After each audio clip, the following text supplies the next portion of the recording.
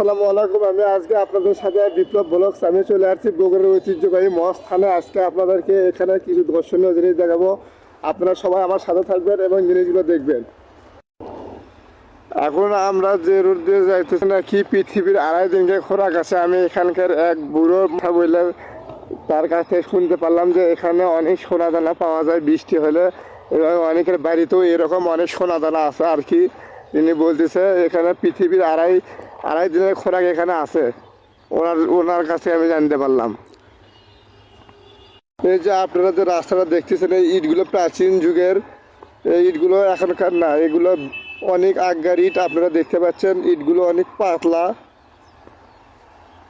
বাংলাদেশের 64 জেলায় অনেকই লোক আছে যে বগুড়া মহাস্থানগড় আসলে দেখেনি। আজকে আমি আমার এই ভিডিওর মাধ্যমে আমি আজকে সব কিছু আপনাদেরকে দেখাবো ইনশাল্লাহ। আপনারা আমার সাথে থাকবেন। পরিমাণ লোক পিকনিক স্পটে আসছে, আপনাদেরকে আমি সব কিছু দেখাবো। আপনারা আমার সাথে থাকবেন ইনশাল্লাহ।